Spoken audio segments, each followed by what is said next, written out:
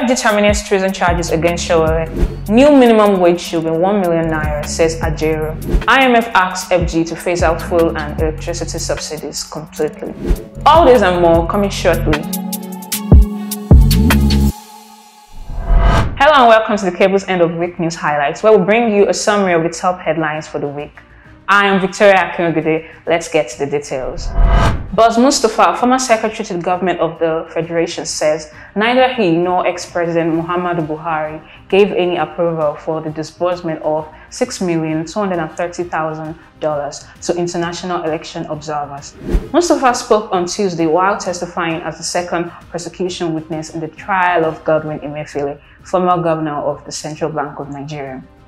Disputing the authenticity of the letter said to have emanated from the office of the president, Mustafa said Buhari's signature was forged. Adams Oshiomhole, senator representing Edo North, said Nigerians are suffering the consequences of reckless policies of former President Muhammadu Buhari. Speaking during an interview on Channels Television on Sunday, Oshiomhole said President Bola Tinubu should not be held responsible for the right or wrong decision taken by the previous administration. The federal government has dropped the treasonable felony charge preferred against Omoyele Sowore, publisher of Sahara Reporters. The decision to discontinue the trial was communicated to the Federal High Court in Abuja via notice of discontinuance, dated February 14th and filed by Lateef Fagbemi, Attorney General of the Federation. Joe Ajero, president of the Nigerian Labour Congress (NLC), says the new minimum wage for workers should be 1 million naira.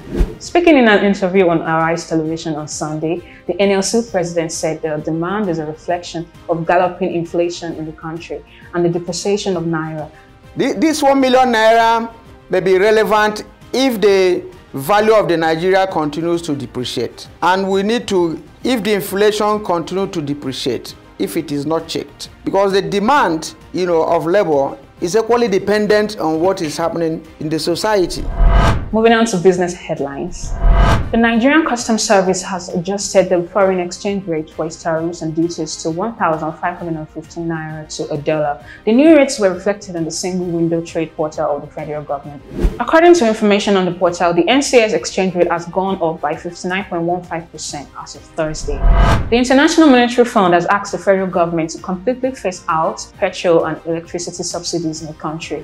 The IMF made the recommendation while advising Nigeria on pathways to restoring macroeconomic stability in its post-financing assessment report.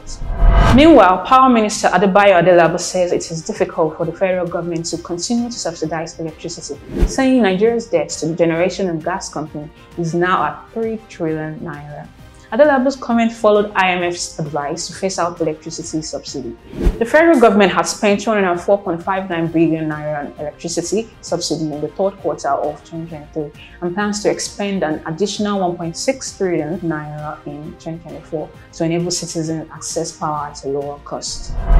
On the international scene, the United Kingdom's economy has entered a recession as its gross domestic product fell by 0.3% in December 2023. According to the UK's Office for National Statistics, the fall in GDP was due to a decline in all main sectors of the economy. This is the mildest recession witnessed in 50 years, unlike the huge drop of over 1% sometimes seen, according to the BBC.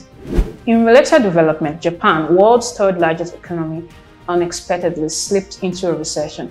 According to a report submitted by Japan's Cabinet Office on Thursday, the country's GDP shrunk at an annual pace of 0.4% in the fourth quarter of last year. Shifting gears into the world of sports. President Bola Tinubu has conferred national honors on all members of the Super Eagles squad that won the silver medal at the African Cup of Nations in Cote d'Ivoire.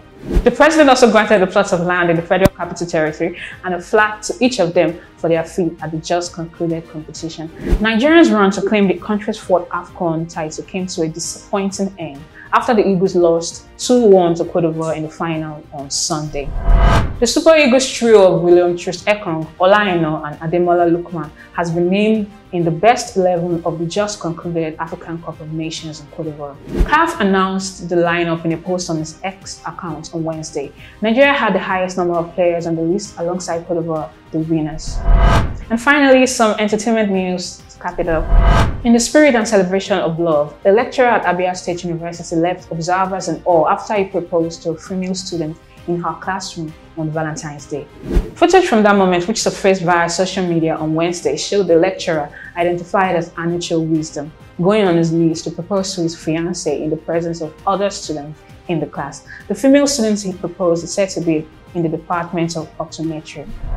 Rugged Man, the ex-Nigerian rapper, has claimed that the singer Nice used the rumor of his affair with Tony Payne, his ex-wife, to promote his new album. The rapper spoke about his years-long feud with Nice on the recent episode of the We Chill podcast. Nice and Payne tied the knot in 2008 but broke up in 2011. This news roundup has just scratched the surface of the week's events. Feast on the full stories and stay tuned for updates on thekb.ng. Don't forget to subscribe and hit the like button. The comment section is also open for your honest feedback. Stay digging and see you next week.